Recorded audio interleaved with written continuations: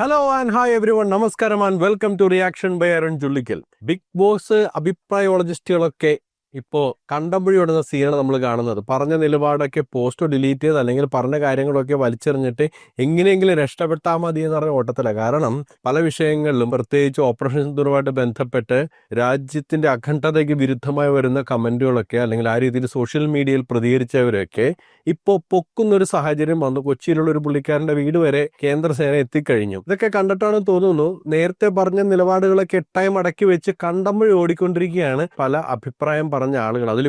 അതിലേക്കുള്ള ലേറ്റസ്റ്റ് എഡിഷനാണ് അഖിൽ. നേരത്തെ പറഞ്ഞൊക്കെ എങ്ങനെയെങ്കിലും വിഴുങ്ങി എന്തെങ്കിലും കൊണ്ട് കവർ ചെയ്തില്ല എന്നുണ്ടെങ്കിൽ തനിക്ക് നേരെ പണി കിട്ടുമെന്നായപ്പോൾ ഒരു 17 മണിക്കൂർ മുന്നേ ഞാൻ ഈ വീഡിയോ ചെയ്യുന്ന സമയത്ത് അഖിൽ ഒരു ഫേസ്ബുക്ക് പോസ്റ്റ് ഇട്ടിട്ടുണ്ട്. അതിൽ തന്നെ രാജ്യദ്രോഹികളെന്ന് വിളിച്ചവർക്കുള്ള ഒരു എക്സ്പ്ലനേഷനാണ് കൊടുത്തിരിക്കുന്നത്. സത്യം പറഞ്ഞാൽ നമ്മൾക്ക് മനസ്സിലാവും. ഇതിനു മുന്നേ അതായത് അഖിലിന്റെ ഒരു രാഷ്ട്രീയം ഞാൻ മനസ്സിലാക്കിയിടത്തോളം കുറച്ചും കൂടി വലതുപക്ഷ അനുഭവമുള്ളൊരു രാഷ്ട്രീയമാണ് അഖിലിനുള്ളത്. അത് പല വിഷയങ്ങളും നമുക്ക് മനസ്സിലായിട്ടുള്ളതാണ്. അതുകൊണ്ട് തന്നെ വലതുപക്ഷ ചായവുള്ള രാഷ്ട്രീയക്കാരൊക്കെ അഖിലിന് പിന്തുണ കൊടുത്തിട്ടുണ്ടായിരുന്നു. പക്ഷേ ഈ ഓപ്പറേഷൻ സിന്ദൂറിന് ശേഷമുള്ള അഖിലിന്റെ ചില പോസ്റ്റുകൾ, ആ പോസ്റ്റുകൾ കണ്ടപ്പോൾ അഖിലിന്റെ കൂടെ നിന്നവർ തന്നെ അഖിലിനെതിരെ സംസാരിക്കാൻ തുടങ്ങി. അത് കണ്ടപ്പോൾ അഖിലിന് മനസ്സിലായി കാലിനടിയിലെ മണ്ണ് ഒലിച്ചു പോയിക്കൊണ്ടിരിക്കുകയാണ്. അപ്പം നടത്തിയ ഒരു പ്ലേറ്റ് മറിക്കൽ, ഒരു മലക്കം മറിച്ചിൽ മാത്രമാണ് അഖിലിന്റെ ഈ പോസ്റ്റ്. അല്ലാതെ അഖിൽ പറഞ്ഞ വളരെ സീരിയസ് ആയിട്ടുള്ള ഒരു കാര്യം ഉണ്ടായിരുന്നു. അതായത് ബാലുചിസ്ഥാൻ ലിബറേഷൻ ആർമിക്ക് ഇന്ത്യ ഫണ്ട് ചെയ്യുന്നു എന്ന് പറഞ്ഞ വളരെ ഗുരുതരമായിട്ടുള്ള ഒരു ആരോപണം. ആ ആരോപണത്തെ മറച്ചു വെച്ചാണ് അല്ലെങ്കിൽ ആ ആരോപണം വരുന്ന പോസ്റ്റ് മുക്കിയിട്ടാണ് അഖില് സ്വയം ഇങ്ങനെ വെളുപ്പിക്കാനായിട്ട് ശ്രമിക്കുന്നത്. അപ്പോൾ എന്തായാലും നമ്മൾക്ക് ആ പോസ്റ്റ് ഒന്ന് വായിച്ചു നോക്കാം. കൈവിട്ടുപോയി കാര്യങ്ങൾ മനസ്സിലായപ്പോൾ അഖില് നടത്തുന്ന മലക്കം മറിച്ച് നമുക്കൊന്ന് കണ്ടു നോക്കാം. രാജ്യമാണ് വലുത്, രാഷ്ട്രീയമല്ല. 2 ദിവസം മുൻപ് വലിയ രാജ്യസ്നേഹി എന്നെ കണ്ട പലരും ഇന്നിപ്പോൾ രാജ്യദ്രോഹി എന്ന് വിളിക്കുന്നത് കാണുമ്പോൾ എൻ്റെ സംശയം രാജ്യത്തെ സ്നേഹിക്കുന്നതാണോ കേന്ദ്ര സർക്കാരിനെ അനുകൂലിക്കുന്നതാണോ രാജ്യസ്നേഹം എന്നാണ്. അഖില് പറഞ്ഞ കാര്യം ശരിയാണ്. രാഷ്ട്രീയമല്ല, രാജ്യമാണ് വലുത്. നമ്മളെല്ലാവരും ഉൾക്കൊള്ളുന്ന രാജ്യത്തിന്റെ സുരക്ഷയും രാജ്യത്തിന്റെ പുരോഗതിയും രാജ്യത്തിന്റെ സമൃദ്ധിയുമാണ് രാഷ്ട്രീയത്തെക്കാൾ വലുത്. അതിലൊരു തർക്കവുമില്ല. പിന്നെ ആ രാജ്യം ഭരിക്കുന്ന പാർട്ടിയെയോ ഭരണ നേതൃത്വത്തെയോ വിമർശിക്കുന്നത് രാജ്യവിരുദ്ധമായ കാര്യമല്ല. പക്ഷെ ഇവിടെ അതല്ല വിഷയമെന്ന് അഖിലിന് കൃത്യമായിട്ട് അറിയാം. ഇന്ത്യ എന്ന രാജ്യത്തിന് ഒരുപക്ഷെ UN ബ്ലാക്ക് ലിസ്റ്റ് ചെയ്തിട്ടുണ്ടാവില്ല. പക്ഷേ UK-യും US-ഉം അടക്കമുള്ള പല രാജ്യങ്ങളും ബ്ലാക്ക് ലിസ്റ്റിൽ പെടുത്തിയിട്ടുള്ള ഒരു സംഘടനയ്ക്ക് ഇന്ത്യ ഫണ്ട് ചെയ്യുന്നു എന്ന് പറഞ്ഞ ഗുരുതരമായ ഒരു ആരോപണമാണ് പറഞ്ഞത്. ഇതാണ് നിങ്ങൾ പറഞ്ഞ രാജ്യദ്രോഹപരമായിട്ടുള്ള പരാമർശം. അല്ലാതെ രാജ്യത്തെ പൊളിറ്റിക്കൽ ലീഡർഷിപ്പിനെ വിമർശിക്കുന്നതിലല്ല പ്രശ്നം. നിങ്ങൾക്ക് നല്ലപോലെ അറിയാം. പക്ഷെ നിങ്ങളിപ്പോൾ വളച്ചേട്ടാൻ ഒന്നയാളുടെ സപ്പോർട്ട് എന്ന് പറയുന്നത് RS അനുഭവമുള്ള ആൾക്കാരാണെന്ന് അറിയാം. അപ്പോൾ അവരുടെ സപ്പോർട്ട് പോകുന്നത് കണ്ടപ്പോഴുള്ള ഭയം, പിന്നെ അവരൊന്ന് സുഖിപ്പിക്കാൻ പറ്റിയ കുറച്ച് സ്റ്റേറ്റ്മെന്റ്, അതാണ് ഈ പോസ്റ്റ് മൊത്തത്തിൽ ഞാൻ നോക്കുമ്പോൾ കാണുന്നത്. കേന്ദ്രം എടുത്ത പല തീരുമാനങ്ങളും അംഗീകരിക്കുകയും പിന്തുണ നൽകി അഭിപ്രായം പങ്കുവയ്ക്കുകയും ചെയ്തിട്ടുള്ള എനിക്ക് അവരുടെ അഭിപ്രായങ്ങളിൽ വിയോജിപ്പ് രേഖപ്പെടുത്താൻ അവകാശമുണ്ടെന്ന് ഞാൻ മനസ്സിലാക്കുന്നു. അതായത് ഞാൻ നേരത്തെ നിങ്ങളെയൊക്കെ സപ്പോർട്ട് ചെയ്തതല്ലേ, എന്നിട്ടാണ് ഇപ്പം എന്നിങ്ങനെ ആക്രമിക്കുന്നത് എന്ന ടോണാണ് സത്യത്തിൽ ഇതിനകത്തുള്ളത്. നിങ്ങൾക്ക് അഭിപ്രായം പറയാനുള്ള എല്ലാ അവകാശവും ഉണ്ട്.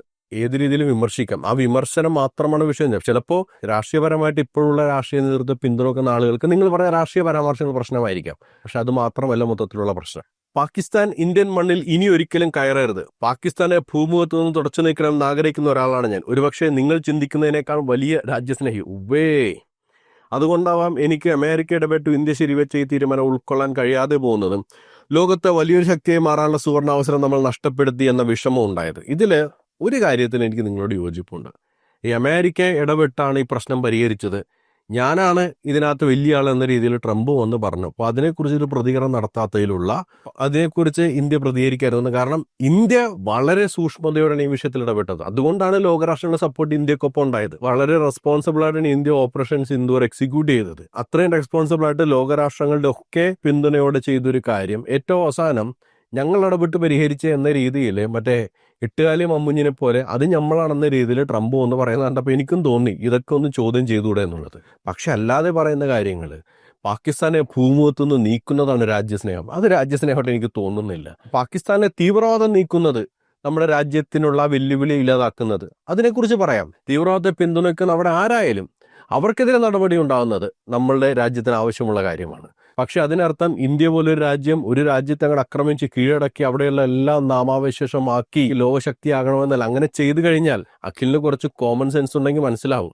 അങ്ങനെ ഒരു കാര്യം ചെയ്തിട്ടുണ്ടെങ്കിൽ ഈ നിൽക്കുന്ന രാജ്യങ്ങളെല്ലാം തന്നെ ഇന്ത്യക്കെതിരെ തിരിയും. നോക്കൂ, അവിടെ ഒരു സിവിലിയൻ അറ്റാക്ക് ചെയ്യപ്പെട്ടു എന്ന രീതിയിലുള്ള വാർത്തകൾ വന്നപ്പോൾ തന്നെ ഉണ്ടായ വിമർശനങ്ങൾ നമ്മൾ മനസ്സിലാക്കണം. പക്ഷേ ഇന്ത്യ അത് കൃത്യമായിട്ട് പറഞ്ഞു, ഞങ്ങൾ തീവ്രവാദികളെ മാത്രം ടാർഗറ്റ് ചെയ്തു, ആർമി സിവിലിയനിൽപ്പെട്ട ആരെയും ടാർഗറ്റ് ചെയ്തിട്ടില്ല എന്ന് കൃത്യമായിട്ട് ഇതാണ് ടാർഗറ്റ് ചെയ്തതെന്നും പറഞ്ഞ് അവരത് കൃത്യമായിട്ട് വിശദീകരിക്കുകയും ചെയ്തു.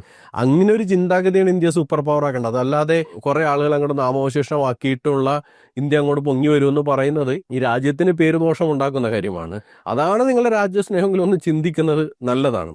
രണ്ടായാലും ആർമിയുടെ വിശദീകരണത്തിൽ നിന്നും ഇന്ത്യ ഭീകര കേന്ദ്രങ്ങൾ മാത്രം തകർക്കുന്ന ലക്ഷ്യം മാത്രം മുൻനിർത്തി എന്ന് പറയുമ്പോൾ നമ്മുടെ ആഗ്രഹങ്ങൾക്ക് പ്രസക്തിയില്ല. നിങ്ങൾ നേരത്തെ പറഞ്ഞ ആഗ്രഹമാണെങ്കിൽ ആ ആഗ്രഹത്തിന് ഒരിക്കലും പ്രസക്തി ഉണ്ടാകാൻ പാടില്ല. കാരണം അത് ഇന്ത്യക്ക് ലോകത്തുള്ള ഒരു ആക്സെപ്റ്റൻസ് കൂടി തകർക്കുന്ന കാര്യമാണ്.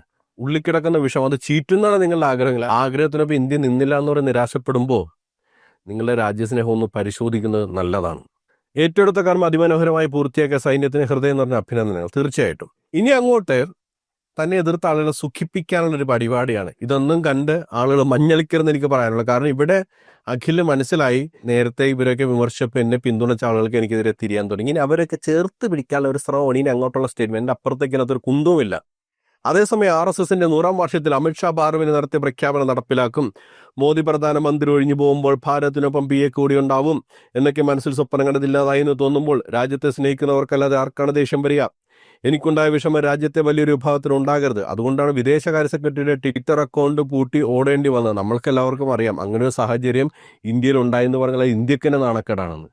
ആ ഓടിപ്പോയത് അഖിലിന് സന്തോഷമുള്ള കാര്യമാണ്. അത് വലിയൊരു കാര്യമായിട്ടാണ് അഖിൽ അവതരിപ്പിക്കുന്നത്. ഇതൊക്കെ തന്നെ പറയുന്നത് അഖിലിൻ്റെ രാജ്യസ്നേഹം ഇവിടെ നിൽക്കുന്നതെന്ന് ആലോചിക്കണം.